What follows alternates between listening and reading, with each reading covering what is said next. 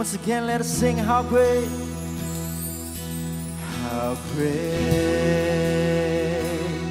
is our God. Sing with me, how great is our God. No one sing how great, how great, how great is our God. Come on, let us all sing how great. how great is our God.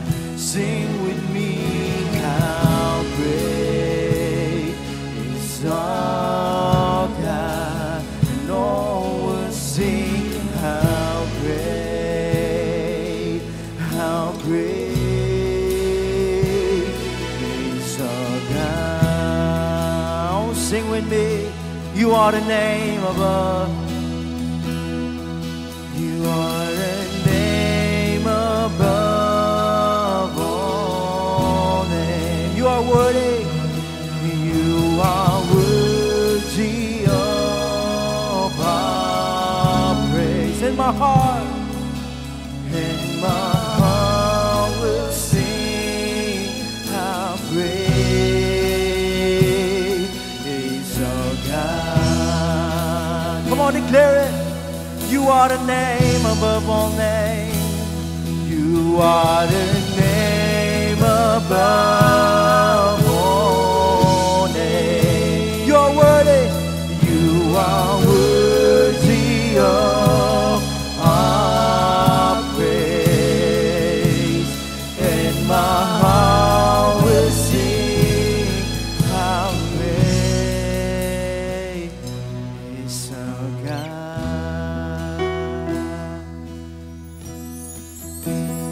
Then sings my soul, my Savior God, to thee. How great thou art. How great thou art. And sings my song. Then sings my soul, my Savior God, to thee. How great thou art. How great thou art. Come on, church, let us worship. Sing to my soul, my Savior God, to thee. How great thou art. How great thou art. How great, how great, how great thou art. Oh, let's sing my song. Let's sing to my soul, my Savior God, to thee. How great thou art. How great thou art. Come on, sing how great. How great is our God. Sing with me, how great is our God. And all will sing how great is our God. Come on, sing how great, how great is our God. Sing with me, how great is our God. And all will sing how great is our God. How great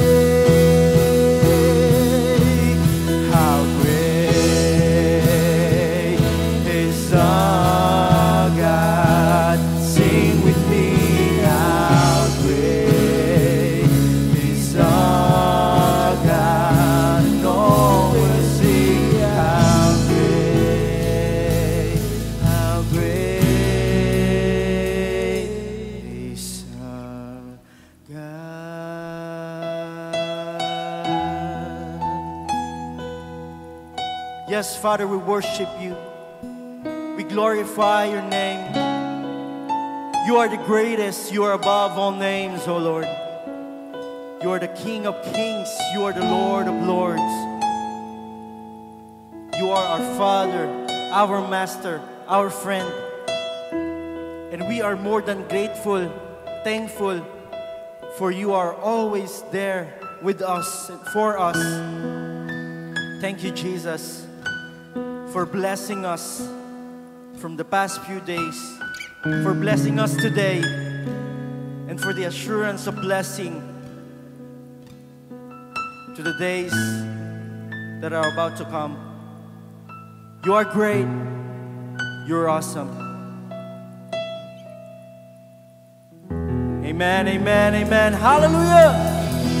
Give praise to the King. Hallelujah. All great.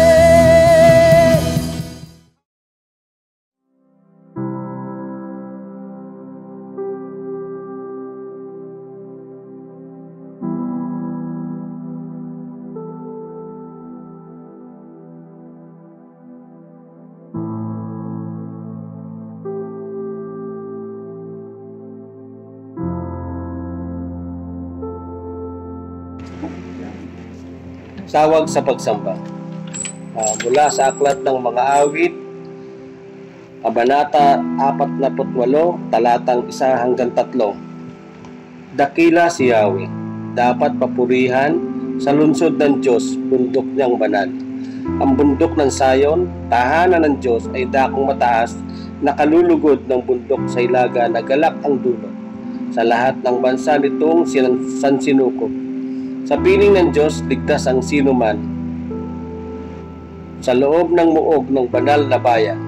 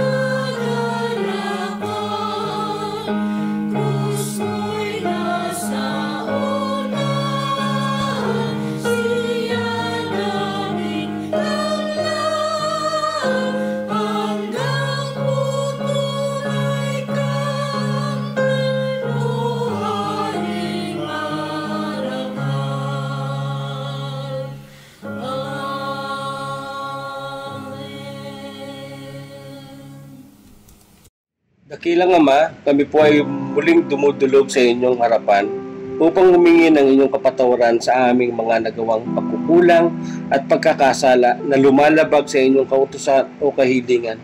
Panginoon, kami po ay patawarin ninyo at patuloy mo po kaming samahan sa aming pagtahak ng aming buhay.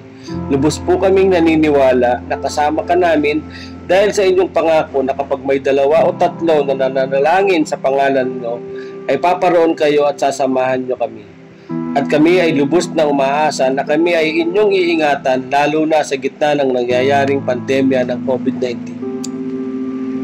Ama namin, kami po ay dumudulog din para sa inyong direksyon at pagpapala para ang mga proyekto ng inyong pamunuan ng Ubando Central United Methodist Church ay maging matagumpay para sa lalong ikadadakilan ng inyong banal na pangalan. Ang lahat na ito ay dinudulog namin sa pangalan ng inyong anak na si Jesus. Amen.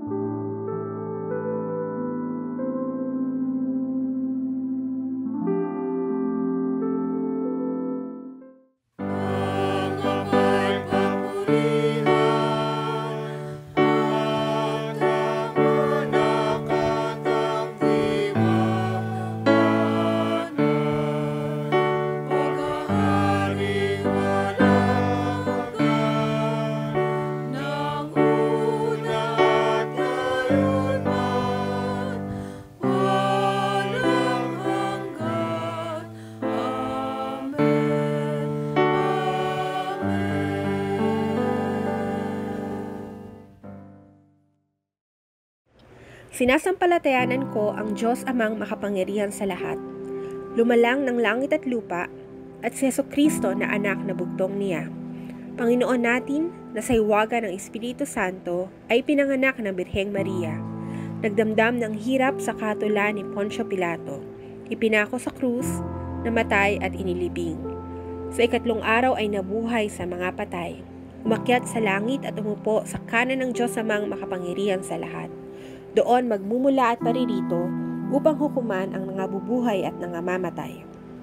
Sinasampalatayanan ko ang Espiritu Santo, ang banal na iglesyang laganap, ang pagkakaisa ng mga banal, ang kapatawaran sa mga kasalanan, ang muling pagkabuhay ng katawan, at ang buhay na walang hanggan. Amen.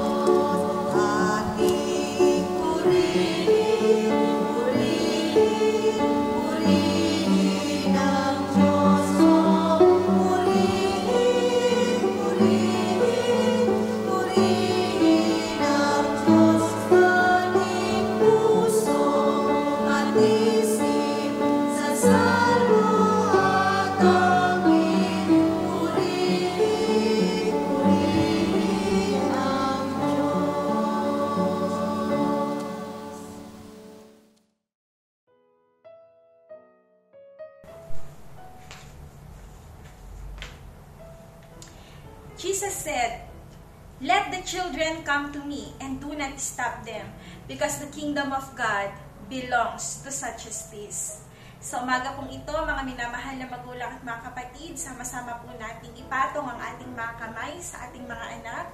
Pwede po natin silang kalungin, pwede natin silang yakapin, at sama-sama po natin silang ipanalangin. Tayo pong lahat ay manalangin.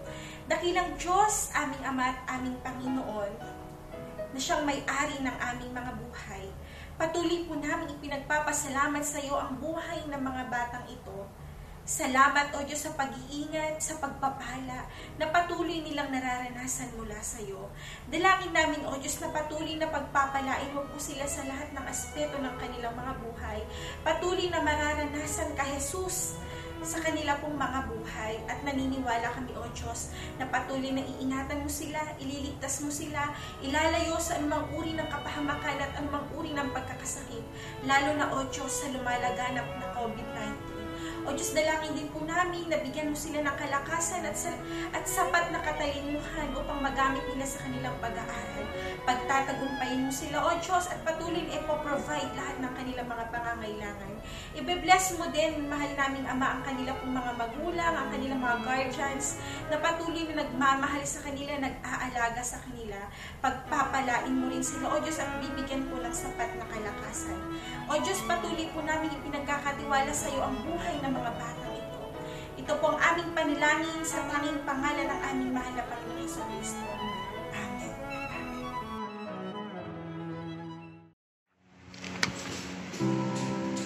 Ang pagbasa sa banal na kasulatan. Ang lahat po ay inaanyayahang tumayo sa pagbasa mula sa banal na kasulatan na matatagpuan sa aklat ng Ebanghelistang si Marcos, Kapitulo 6, mga bersikulo 1 hanggang 13.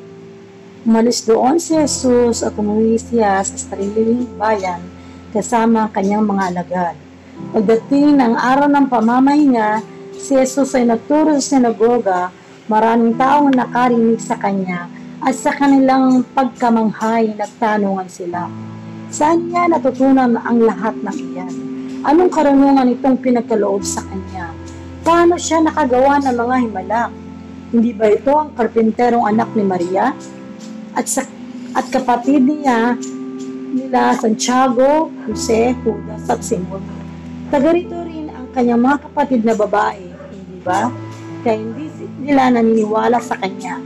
Dahil dito, sinabi ni Jesus sa kanila, ang isang propeta ay ginagalang ng lahat, maliban ng kanyang mga kababayan, mga kamag-anak at ng kanyang pamilya.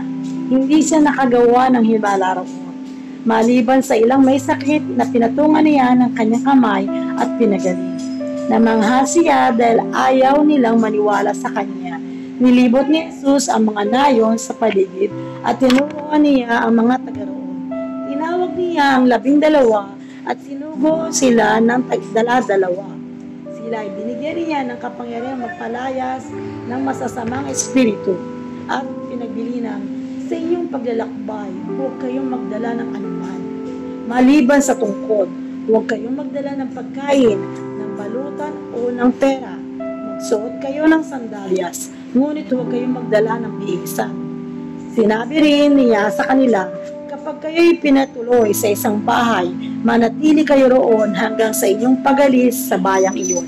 Kung ayaw kayong tanggapin o pakinggan sa isang bayan, umalis kayo roon at ipagpag ninyo ang alikabok ng inyong mga paa bilang babala sa mga taga roon.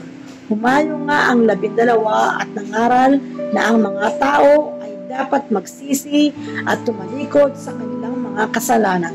Pinalayas nila ang mga demonyo mula sa mga sinasapian ng mga ito. Pinahihila nila na langis ang maraming may sakit at pinagaling ang mga ito.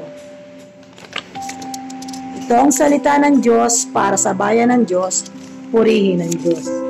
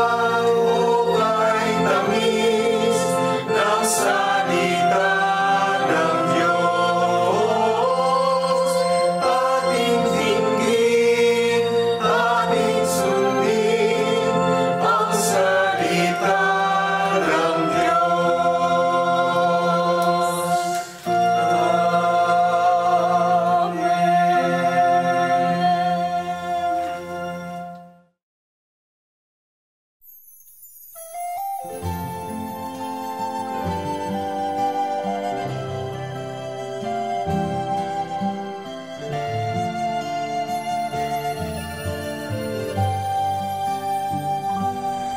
have a story to tell to the nations that shall turn them from darkness of night. A story of justice, a story of mercy, a story of peace and light. We have a message to give to the nations that the Lord God who reigns up above has sent us a Savior, His only Son Jesus, to show us that God is love. All around the world there are people who need to know the Lord. All around the world there are children who long to feel His love.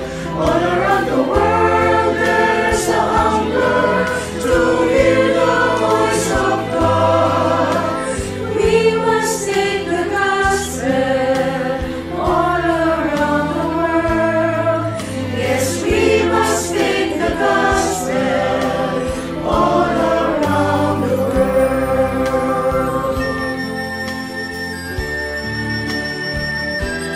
We have a Savior to show to the nations who the pathway of sorrow has gone. That all the world's peoples, yes, all the world's peoples may come to the truth of God. All around the world there are people who need to know the Lord. All around the world there are children who long to feel His love. All around the world there's a hunger to hear the voice of God. We must take the gospel all around the world. Yes, we must take the gospel all around the world. All around the world there are people who need to know the Lord. All around the world there are children who long to feel His love. All around the world there's a hunger to hear the voice of God.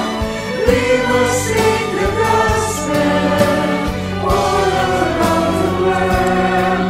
Yes, we must take the gospel all around the world.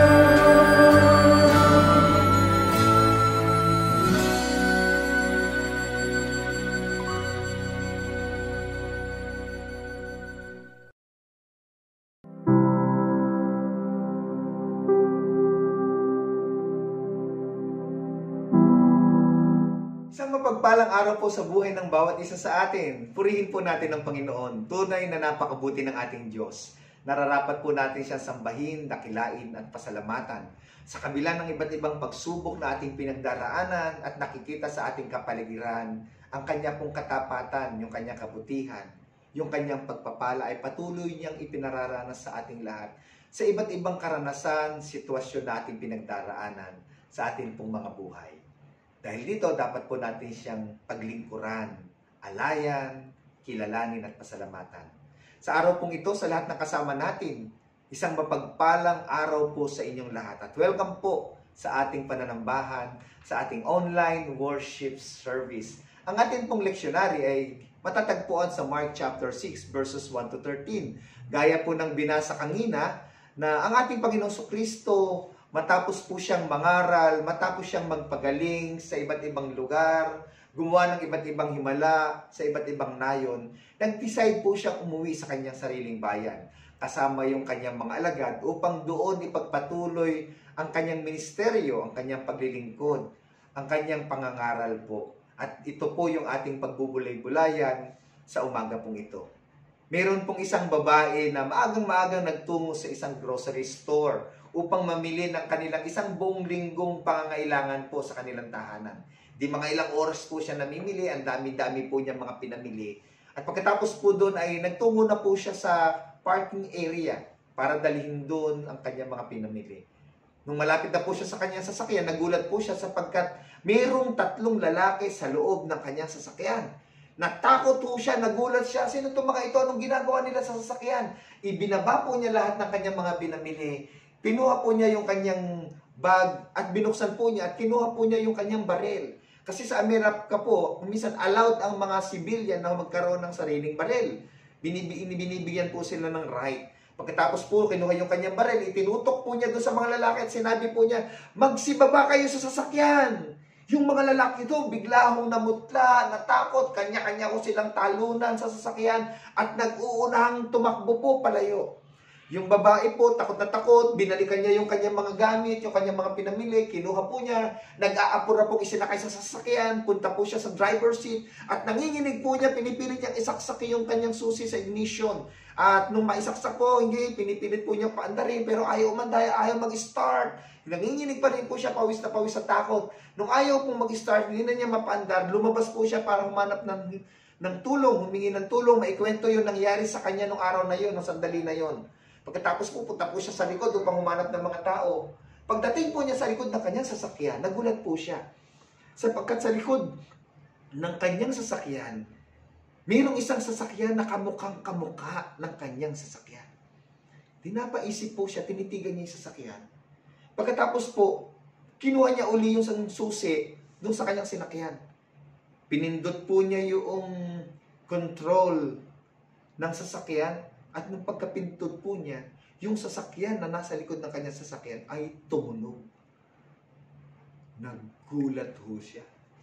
Sapagkat yung kanya palang sasakyan ay yung nasa likod nung sasakyan na kanyang sinakyan. Hindi pala yun yung kanyang sinakyan. Kung minsan ganun po ang ating karanasan, katulad ng ating Panginoon Kristo, iba yung kanyang inaasahan sa pag-uwi niya sa kanyang tahanan, sa kanyang bayan.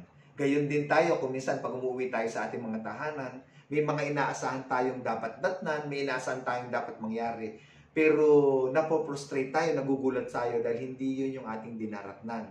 Sa araw pong ito, sa ating pagpuputuloy na pagbubulay-bulay ng salita ng ating Panginoon, tignan natin kung ano ang mensaheng itinuro sa atin at itinuturo sa atin ng Panginoon sa aralin sa linggong ito sa pag-uwi ng Panginoon Kristo sa kanyang sariling bayan. At sa pagpapatuloy po natin na pagbubulay-bulay ng kanyang mga salita, kayo po ay inaanyayahan kung dumulog sa isang panalangin sa Panginoon. Sa matama tayong lumapit sa Kanya, hilingin natin ang banal na Espiritong kumilos sa ating mga buhay upang hubugin ang ating mga puso, ang ating mga pananampalataya. Tayo pong lahat ay manalangin sa Panginoon.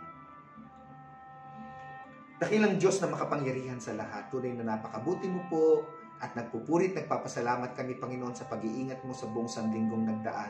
Sinamahan, pinatnubayan mo kami at nakita namin ang iyong katapatan, ang iyong kabutihan po. At sa pagpapatuloy namin ng pagbubulay na bulay ng iyong mga salita, ituro mo sa amin ang iyong mensahe, hubugin mo ang aming mga puso at pananampalataya, anumang hamon ng buhay na dadalhin mo sa amin, Panginoon, ibigay mo sa amin ang lakas ng loob upang aming gawin ito ng kalakasan ng pananampalataya upang magawa namin, O Diyos. At ang iyong mga anak na kasama sa pananambahang ito, abutin mo sila. Makasumpong ka ng may mga karamdaman, O Diyos, na may mga mabibigat na suliranin, dumaraan sa iba't ibang pagsubok, O Diyos, kaugnayin mo po ang kanilang buhay. Bigyan mo sila ng kalakasan, ng kaaliwang nanggagaling sa iyo ng pag-asa po. At sa amin pong pagpapatuloy, Panginoon, samahan mo kami ng banal mong Espiritu.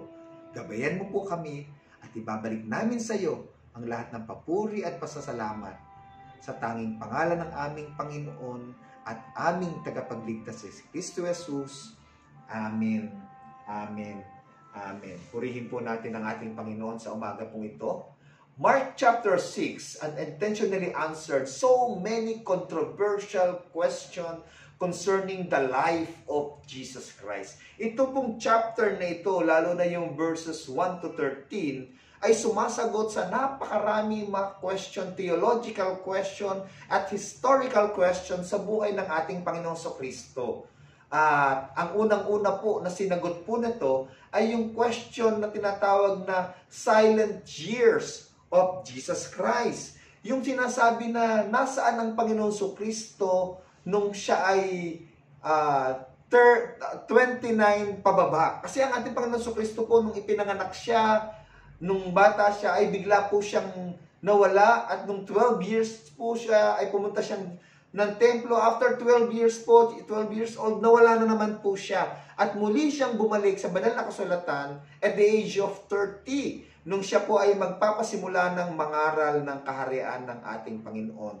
Sa Mark chapter 6 verse 3, sinagot po yung silent years of Jesus. Bakit po? Ang sabi po doon ng mga tao, hindi ba ito ang karpinterong anak ni Maria? Nandun po siya sa kanyang bayan. Bumalik po siya. Nagsimula siyang mangaral na manghayong mga raming tao. Sanggaling ng taong ito, ng lalaking ito, yung kanyang inuturo. Sanggaling ay hindi naman nag-aral to. Hindi ba ito ang karpinterong anak ni Maria? They knew him ever since. Mula pagkabata hanggang sa kanyang paglaki, ang kanya pong trabaho, siya po ay nagkakarpintero kasama ang kanyang tatay na si Jose. Ginugol po ng ating Panginoong Kristo ang kanyang panahon sa carpentry. At sabi dito ni William Barclay, isang commentator, pakinggan niyo po, ang sabi dito, the word used for carpenter is tekton. Yung tekton daw po, ang sabi doon, does mean a worker in wood. It means a craftsman. In Homer, the tekton is said to build ships and houses and temples. In the old days, and still today in many places, there could be found in little towns and villages a craftsman who will build you anything from chicken coop to a house. The kind of man who could build a wall, mend a roof, repair a gate.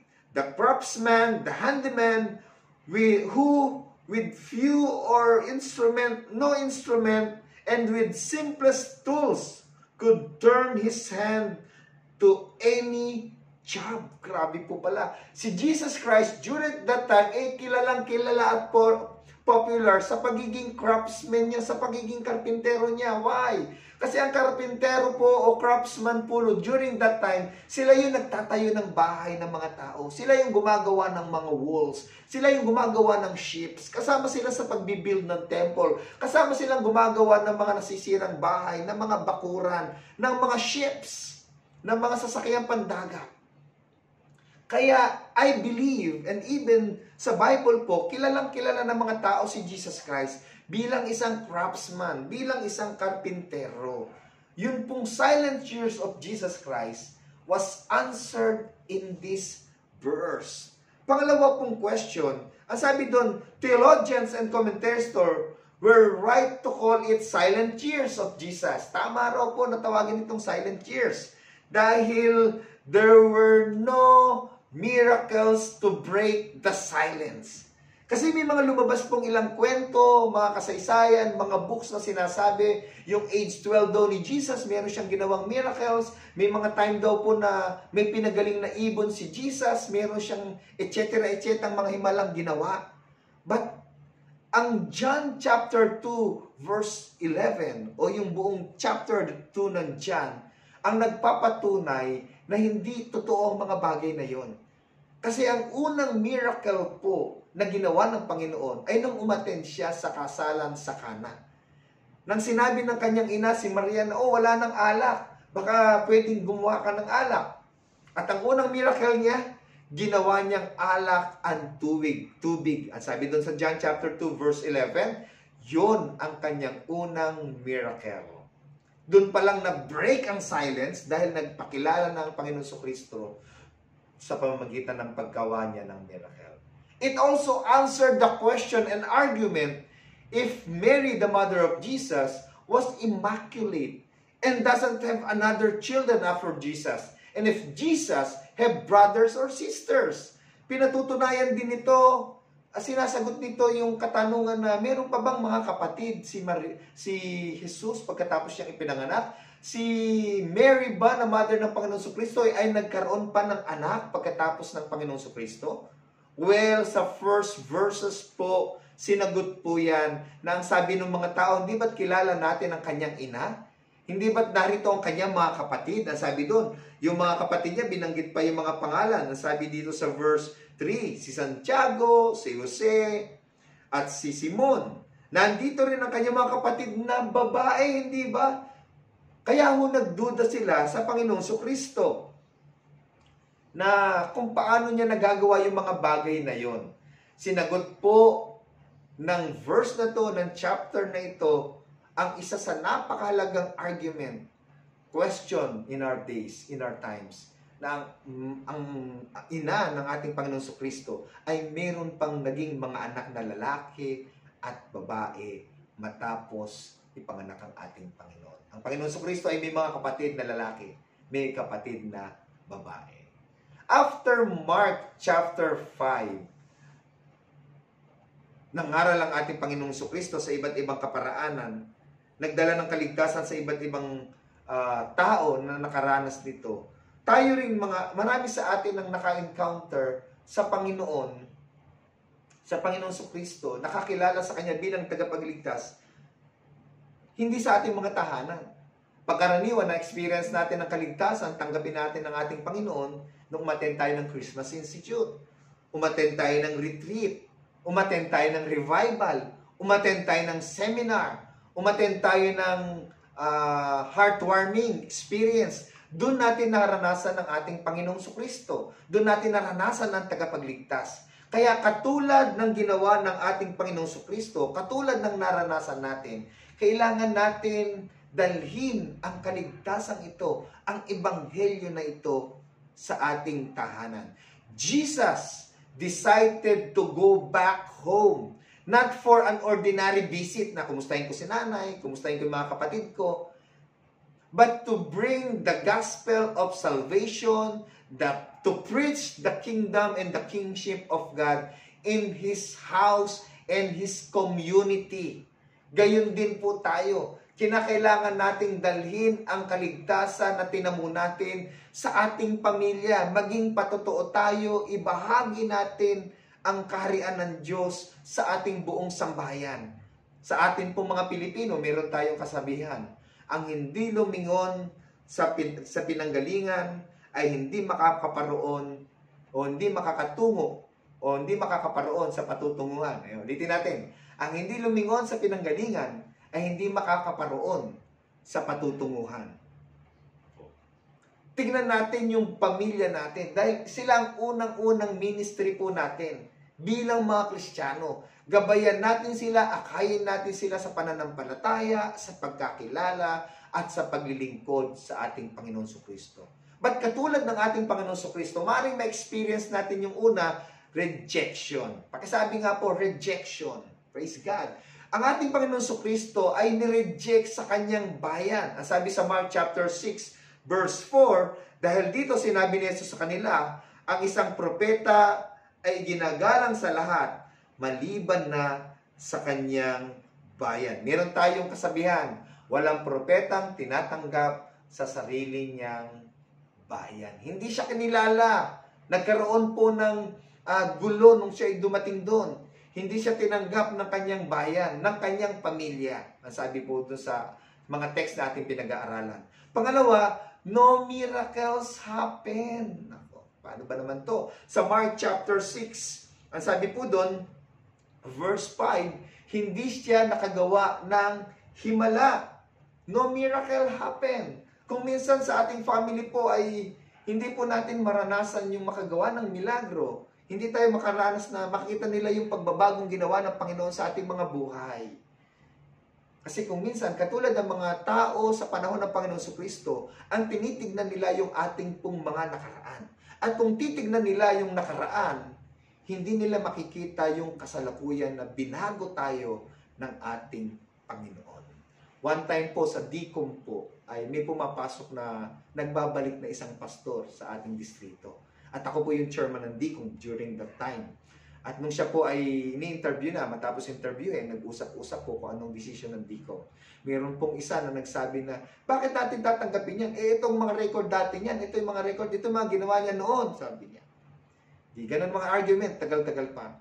Di sumagot na po ako, sabi ko, kung tayo titingnan natin ang lahat ng nakaraan at pagkakamali ng isang tao at hindi natin siya bibigyan ng pagkakataong magbagong buhay at makapaglingkod sa Panginoon, wala nang maglilingkod sa Panginoon. Sapagkat sino ba sa atin ang karapat-dapat sa Diyos at walang nakaraan? Pagkasabi ko ho nun, lahat tumahimok. Wala nang kumibo. Tinanggap ko yung pastor, napasok ko siya at nasa isang maganda po siyang paglilingkod ngayon. Ganon din po ang nangyari sa atin. Kung minsan hindi nila titignan yung ating kasalukuyan, ang nakikita nila yung ating nakaraan. Kaya hindi tuloy magkaroon ng miracles. Hindi tuloy makita yung pagbabagong ginawa sa ating buhay. Pangalawa po, when faith meet Jesus, miracles happen. Ang milagro po ay nangyayari kapag yung tao nakakakita ay may pananampalataya sa hinihiling niya at kinakausap niya. Sa Mark chapter 9 verses 22 to 24, meron pong isang lalaki doon na may karamdamang matindi ang kanyang anak. Dinala sa mga alagad, hindi po napagaling ng mga alagad. Dinala na sa ating Panginoon Jesucristo, pinagalitan ng Panginoon. Hanggang kailan ako maglilingkod sa inyo, mga hindi mananampalataya o hindi sumasampalataya? Umiyak ho yung tatay ng bata. Sabi, Panginoon, kung kaya mo, kung magagawa mo, pagalingin mo yung anak ko.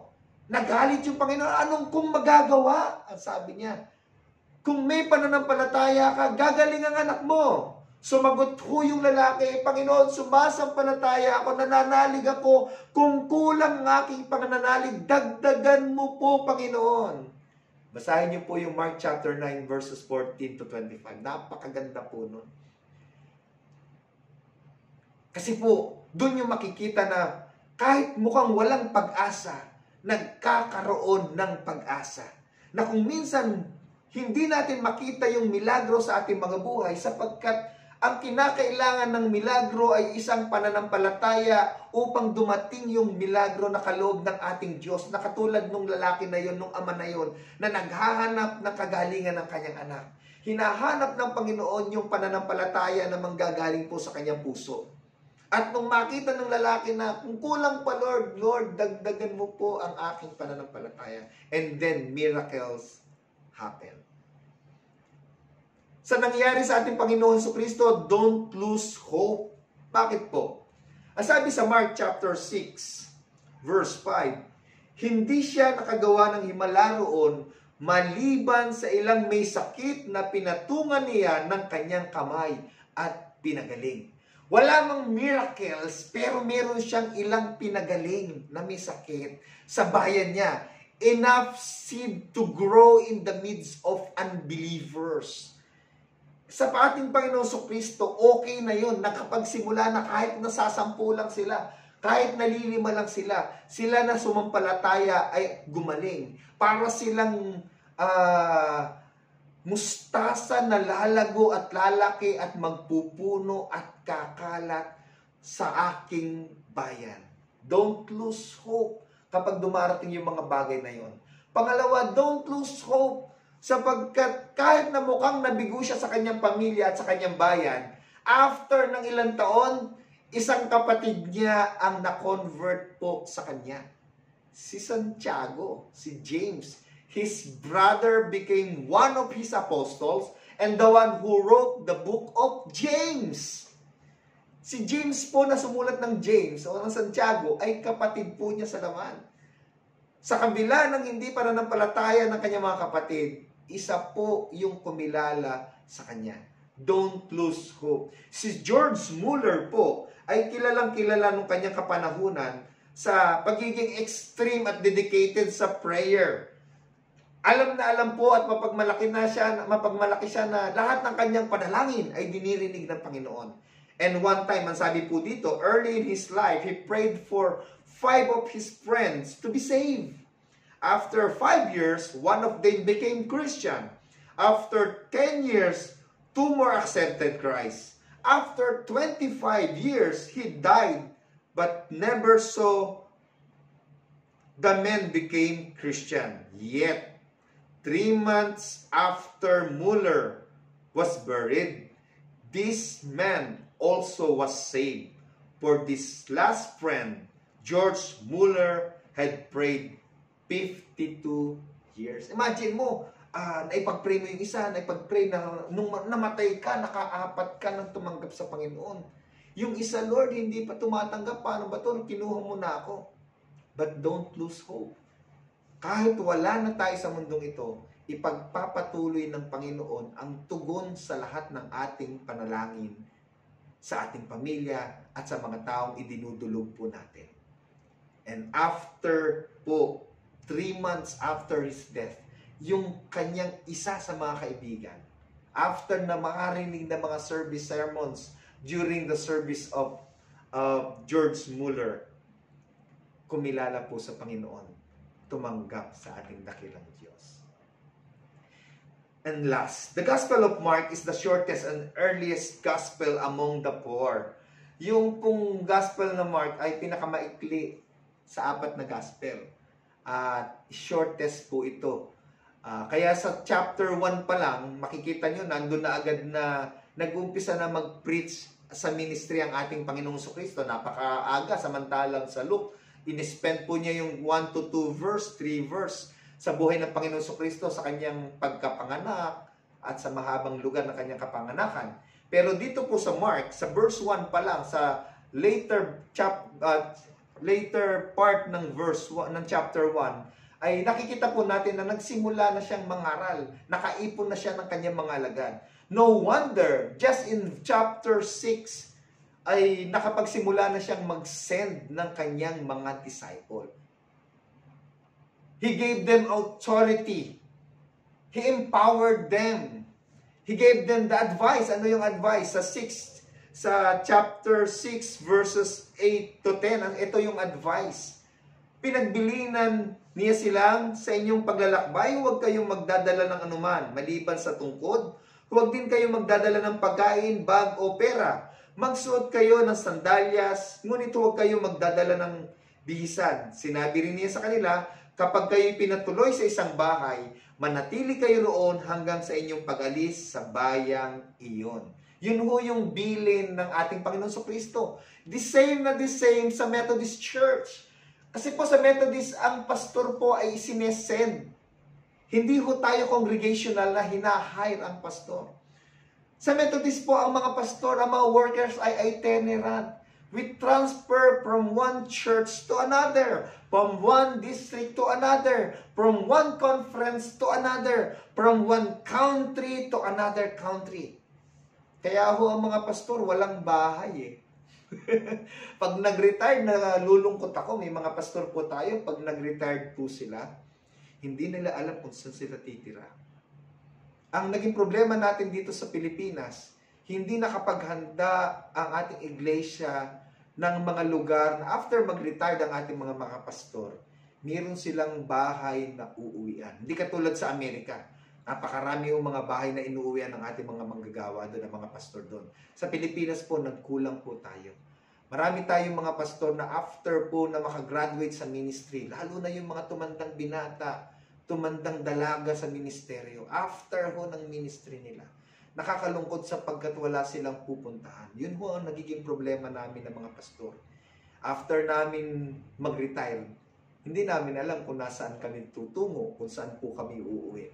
Pangalawa po, itong bilin ng ating Panginoong Jesucristo, kabig na kabig sa Methodist. Kaya tayo mga Methodist, ang mga churches natin, may mga parsonage, may mga lugar na meron tayong mga budget para matulungan ng ating mga pastor, ang ating mga manggagawa, ang mga diakonesa natin, ang mga workers po natin.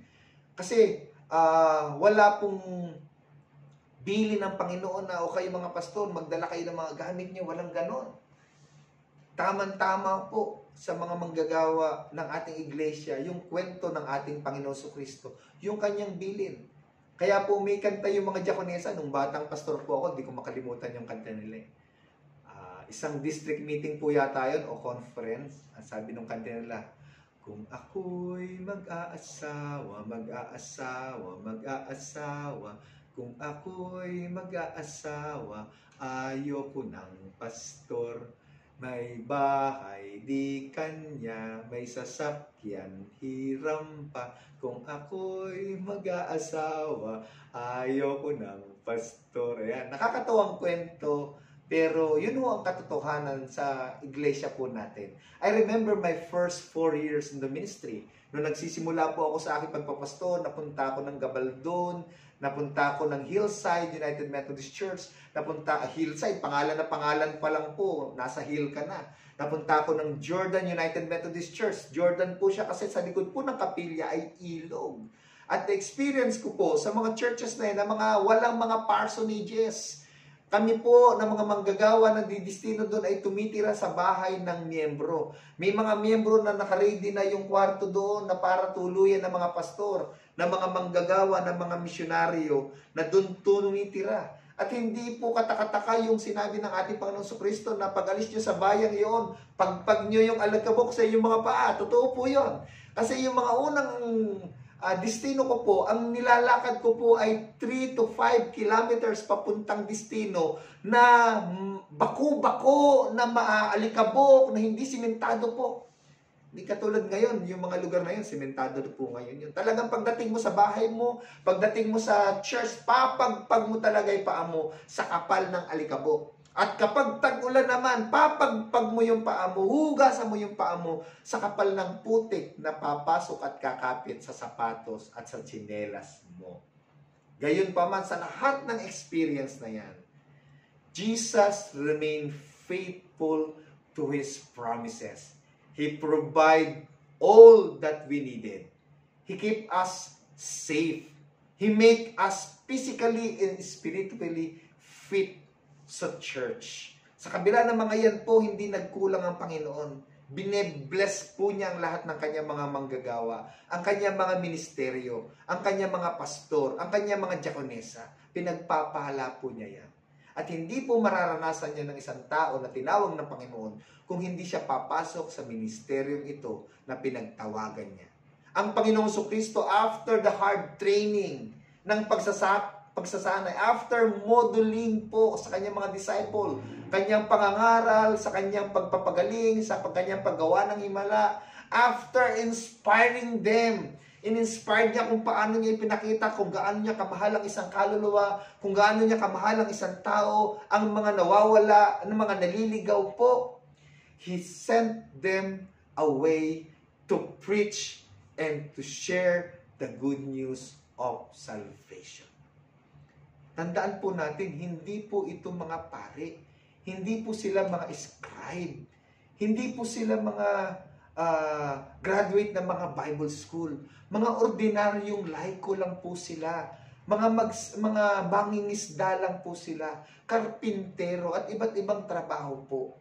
Hindi po sila qualified kung titignan po natin. Ngayon, paano po sila naging bahagi ng pangangaral ng ating Panginoon Kristo? Itong mga ordinaryong tao na ito. Sila po yung mga taong naka-encounter sa Panginoon. Tinanggap nila ang Panginoon Kristo. Sila po yung mga taong nakikinig ng kanyang mga salita. Nananalangin at nagtitiwala sa kanila. Ito po yung mga taong nakaranas ng mga himala ng pagbabago ng buhay. Katulad po sa Isaiah chapter 6, si Isaiah mismo ay tumugon sa panawagan ng Panginoon. But who is Isaiah? Sino tayo? We are sinners. We are unrighteous. We all come short from the glory of God. We are not qualified. We are unworthy. Pero ang ginawa ng Panginoon, He qualify us. He make us worthy to do the task. Para gawin yung ministeryo, yung trabaho na itinatawag po niya sa ating lahat sa umagang ito. Kung naranasan mo ang mga ito sa Panginoon, kung naranasan mo siya sa iyong piling, tinanggap mo siya sa iyong puso, nakikinig ka ng kanyang mga salita, nakaranas ka ng mga himala sa iyong buhay sa pamamagitan niya, isa ka sa gagamitin ng Panginoon upang humayo sa iyong bayan, sa iyong pamilya, sa iyong komunidad at dalhin ang balita ng kaligtasan at pag-asa.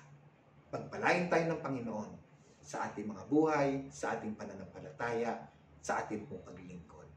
Sa pangalan ng Ama at ng Anak at ng Espiritu Santo. Amen.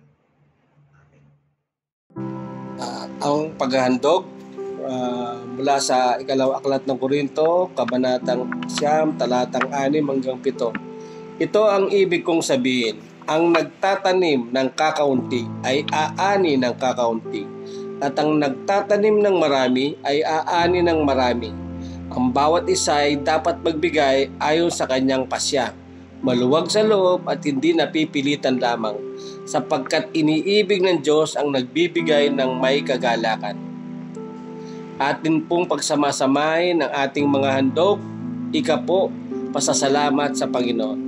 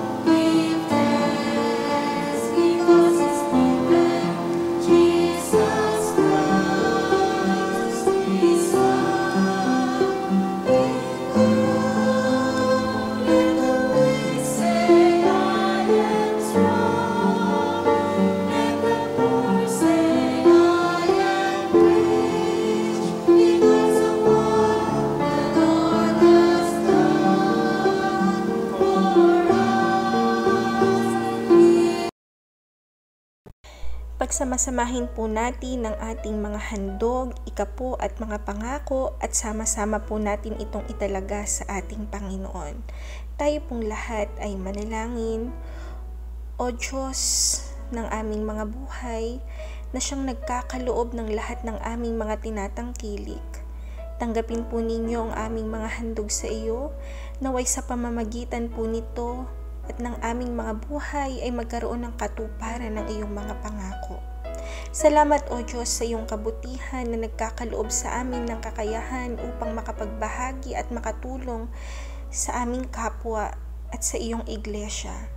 Ipinagkakaloob po namin ang aming mga handog na ito kasama po ang aming mga sarili, kasama ang aming lakas, kasama ang aming mga buhay. Maraming salamat po, mahal naming Ama. Naway maging kaluguran po ito sa iyong harapan.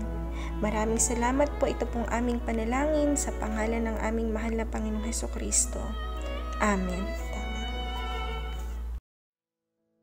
Isang mapagpalang araw po sa atin lahat. Sa araw pong ito ay sama-sama po tayo magdiwang nasa piging ng pag-ibig na kung saan ang buong sangkakristyanuhan ay nagsasalo-salo sa isang hapagkainan. Tayong lahat ay tumayo.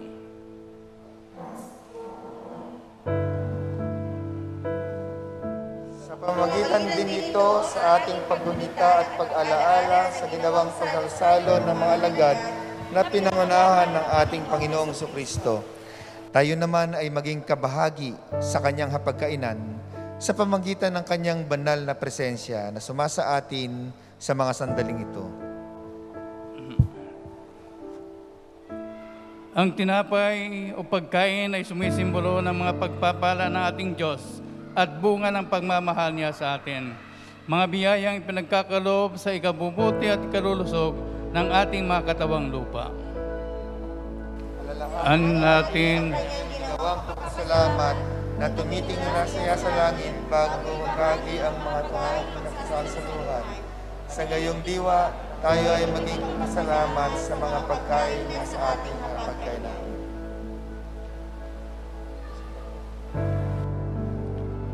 alalahanin natin ang sinabi ng ating Panginoon Hesukristo nang sabihin niyang, "Ako ang tinapay ng buhay na bumababa galing sa langit, at ang sino mang kumain nito ay magkakaroon ng buhay na walang hanggan. Kasama nating tanggapin na may dakilang pasasalamat ang tinapay ang buhay na nagdudulot. Ang inumin tulad ng tubig ay nagbibigay buhay na dadaloy sa ating mga katauhan na magdadala ng kasariwaan sa ating buong pagkatao. Sa pamamagitan nito ay dumaling sila sa ating mga puso at manahan siyang palagi na nagdadala ng inspirasyon at kasiyahan sa ating mga buhay at pananampalataya. At ngayon, sama-sama tayong magsalo-salo sa diwa ng pag-ibig sa Diyos at sa ating kapwa. Sa bawat mananampalataya at maging sa buong nilikha at pananampalataya sa kanyang pagliligtas, pagpapala at sa kanyang banal na presensya sa ating hapagkainan. Tayo pong lahat sa panalangin. O Diyos namin Ama, Panginoon ng biyaya at pagpapala, sa araw po ito kami nagkakatipon upang purihin at pasalamatan ka. Narito po kami sa diwang ng piling ng pag-ibig na kung saan pinapaalala mo sa amin ang masayang pagkisalo mo sa iyong pagkainan. Kasama ang iyong pagpupunang alagad, tulad ng iyong pagmamahal ay pinagputol-putol at pinahagi sa bawat isa na nagpapaalala din sa amin na ang pagkain na iyong pagpapala na nagdurugtong ng buhay. Sa ating pagkain bilang sa pamilya, Pinagtitibay namin hindi lamang ang aming katawan, kundi ang aming pananampalataya sa pagtanggap namin ng mga pagkain ito. Ito ang aming dalangin sa ngalan ni Jesus na siyang tunay na tinapay at tubig na nagbibigay buhay. Amen. Ngayon po ay magsalo-salo tayo sa ating mga pagkainan, sa mga pagkain at alala ang ginawang pagliligtas ng ating Panginoon sa Kristo. Amen.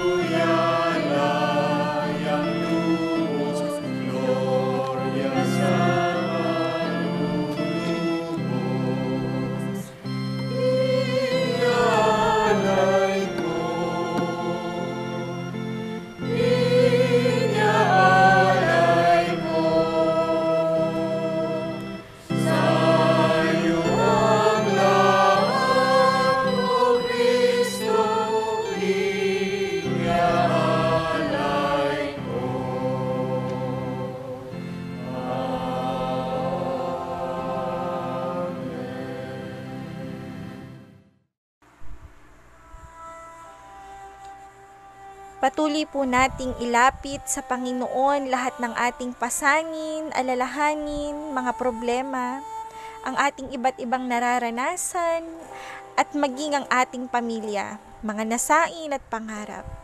At manatili tayong nagtitiwala sa Kanyang gagawin sa ating mga buhay. Tayo po ay manalangin. Dakilang Diyos, aming Amang makapangyarihan sa lahat, Ikaw po na nananahan sa dakilang liwanag.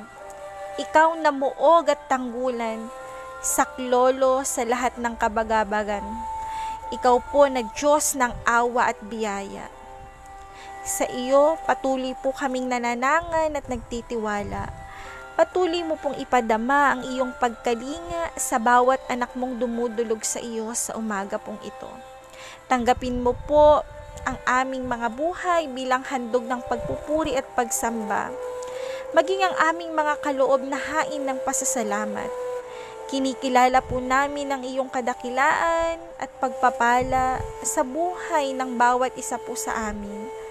At sa iyong banal na harapan, O Diyos, dalangin namin ang patuloy na pagpapala mo at pag-abot sa buhay ng bawat isang kasama sa pagsambang ito, na inaabot ang kanilang mga damdamin at pananampalataya sa kanilang mga tahanan, pinagtatrabahuhan, at saan mang lugar sila naroroon ngayon.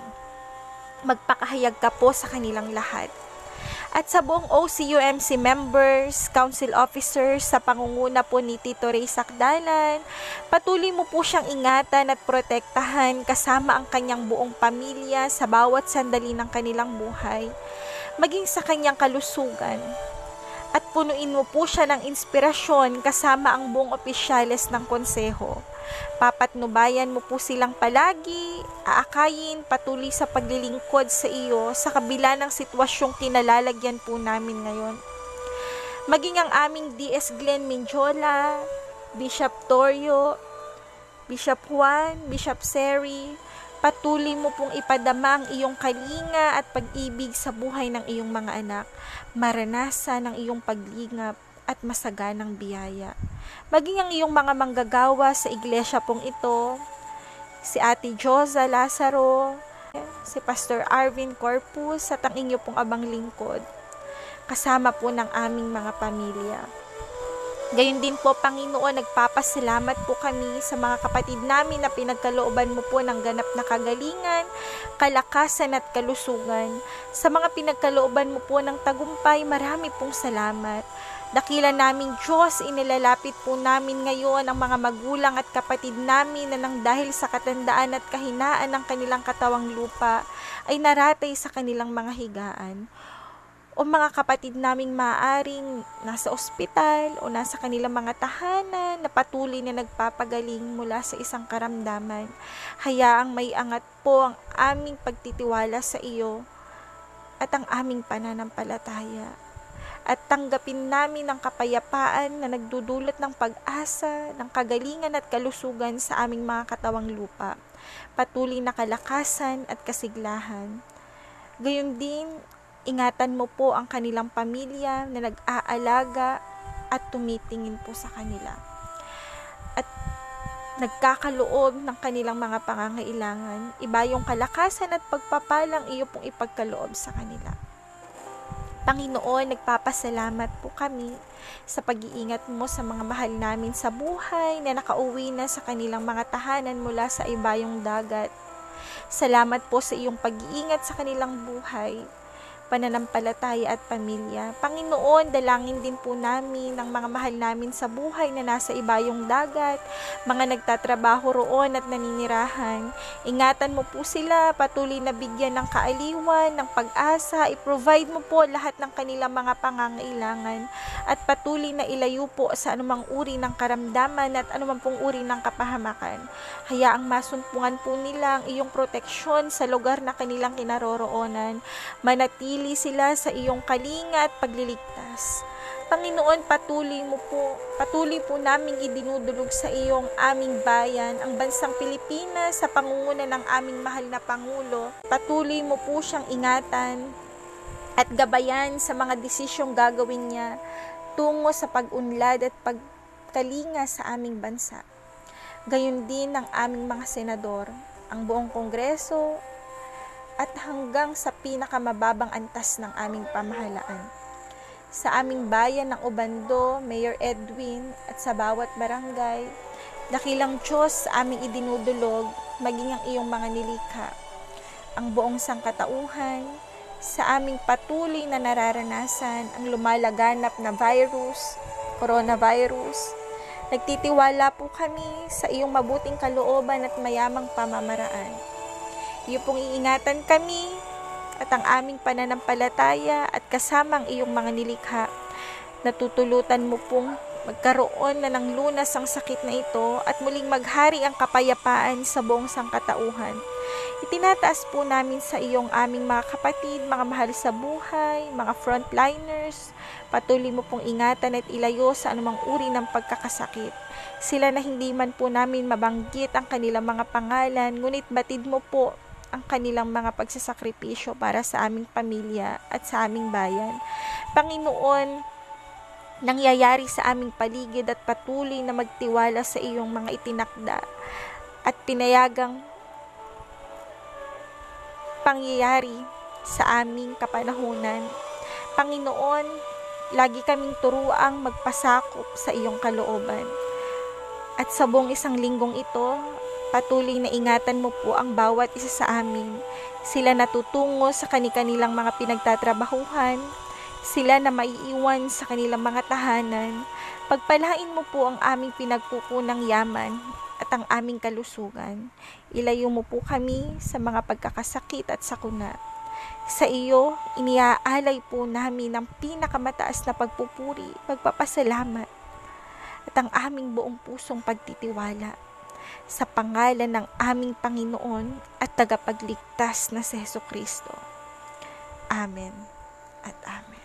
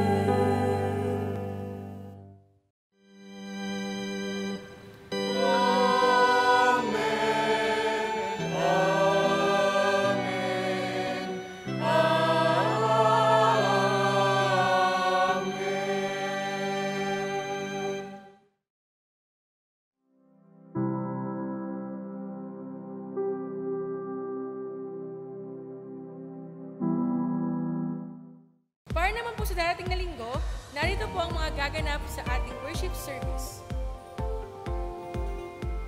At happy birthday at happy anniversary po sa mga nagdiriwang ng kanilang birthday at wedding anniversary. See you po next week. God bless!